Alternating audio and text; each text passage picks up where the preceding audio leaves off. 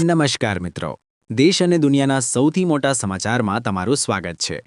આજના તાજા સમાચાર મેળવવા માટે વિડીયોને અંત સુધી જોતા રહો અને આવા જ રોજના સમાચાર સૌથી પહેલા મેળવવા માટે આ ચેનલને સબસ્ક્રાઇબ કરવાનું ના ભૂલતા। મિત્રો, આજના સૌપ્રથમ મહત્વના સમાચાર જાણી લઈએ તો ગુજરાતમાં ફરી ગાજવીજ સાથે વરસાદ થશે।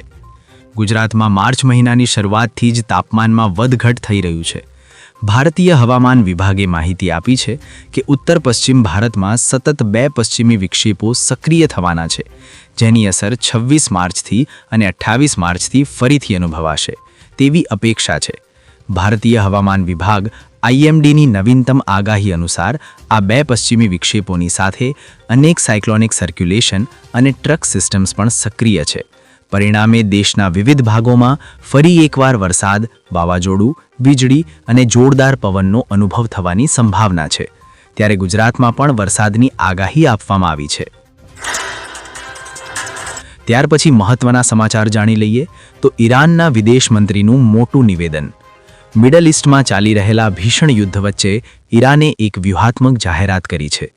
ઈરાનના વિદેશ મંત્રી અરાગચીએ સ્પષ્ટ કર્યું છે કે હોર્મુઝની સામુદ્રધુની એટલે કે સ્ટેટ ઓફ હોર્મુઝ માત્ર દુશ્મન દેશો અને તેમના સહયોગીઓ માટે જ બંધ છે।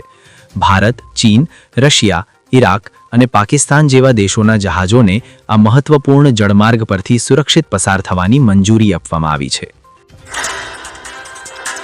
ત્યાર પછી મહત્વના સમાચાર જાણી લઈએ તો આજથી આધાર કાર્ડ નિયમો બદલાયા। આજે ભારતના દરેક નાગરિક માટે આધાર કાર્ડ સૌથી મહત્વપૂર્ણ ઓળખ બની ગયું છે। બેંક ખાતું ખોલાવવું હોય, સરકારી યોજનાઓનો લાભ લેવો હોય, મોબાઈલ સિમ ખરીદવું હોય કે આવકવેરા રિટર્ન ફાઇલ કરવું હોય, દરેક જગ્યાએ આધાર જરૂરી છે।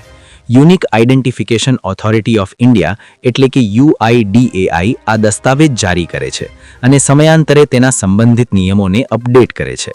2026માં આ નિયમોમાં ઘણા મહત્વના ફેરફારો કરવામાં આવ્યા છે, જેની સીધી અસર લાખો આધારધારકો પર પડશે। તેથી દરેક નાગરિક માટે આ નિયમોથી વાકેફ રહેવું ખૂબ જ જરૂરી છે। 2026ના નવા નિયમો હેઠળ UIDAIએ આધાર કાર્ડમાં નામ અને જન્મ તારીખ બદલવા પર કડક મર્યાદાઓ લાદી છે। વ્યક્તિ હવે પોતાનું નામ ફક્ત 2 વાર અને જન્મ તારીખ ફક્ત 1 જ વાર પોતાના આધાર કાર્ડમાં બદલી શકે છે।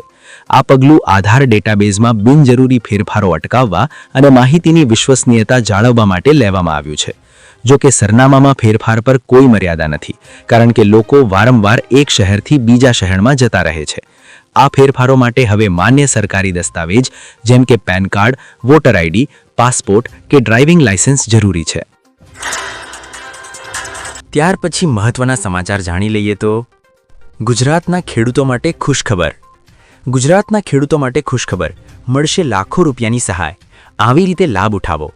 ખેડૂત પોર્ટલ 2026।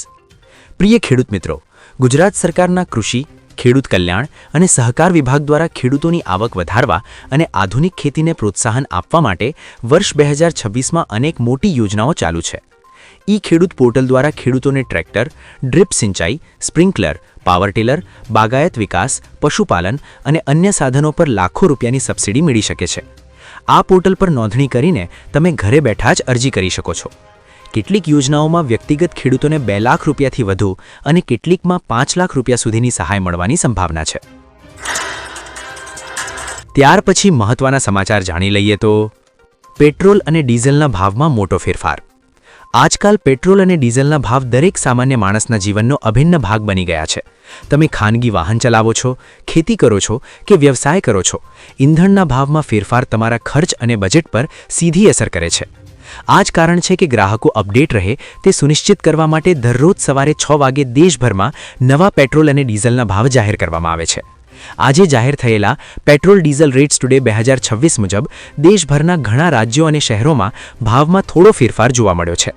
જ્યારે કેટલાક લોકોને રાહત મળી છે તો કેટલાક લોકો મોંઘવારીથી દબાઈ ગયા છે। તેથી તમારા શહેરમાં પેટ્રોલ અને ડીઝલના વર્તમાન દરો અને તે તમારા રોજિંદા જીવનને કેવી રીતે અસર કરશે તે જાણવું મહત્વપૂર્ણ છે। ત્યાર પછી મહત્વના સમાચાર જાણી લઈએ તો આજથી ખેડૂત પોર્ટલ ખુલ્લું મુકાશે। ગુજરાતના ખેડૂતોની આવક બમણી કરવા અને ખેતીને આધુનિક બનાવવાના નિર્ધાર સાથે રાજ્ય સરકાર દ્વારા સતત પ્રયાસ કરવામાં આવી રહ્યા છે। એવામાં ગુજરાત સરકારે ખેડૂતો અને પશુપાલકોના હિતમાં એક મહત્વનો નિર્ણય કર્યો છે। આ અંગે વિગતો આપતા કૃષિ અને પશુપાલન મંત્રી જીતુ વાઘાણીએ જણાવ્યું કે રાજ્યના ખેડૂત અને પશુપાલક મિત્રો વિવિધ કૃષિ અને પશુપાલનલક્ષી સહાય યોજનાઓનો લાભ લઈ શકે તે માટે આગામી તારીખ 27 માર્ચથી 1 મહિના સુધી એટલે કે તારીખ 26 એપ્રિલ 2026 સુધી આઈ ખેડૂત પોર્ટલ ઓનલાઈન અરજીઓ માટે ખુલ્લું મૂકવામાં આવશે। આગામી તારીખ 27 માર્ચથી રાજ્યના ખેડૂતો આઈ ખેડૂત પોર્ટલ પર ખેતીવાડી ખાતાના 42 ઘટકો, બાગાયત ખાતાના 94 ઘટકો અને પશુપાલન ખાતાના 12 ઘટકોને મળી કુલ 148 ઘટકો હેઠળ સહાય મેળવવા માટે ઓનલાઈન અરજી કરી શકશે।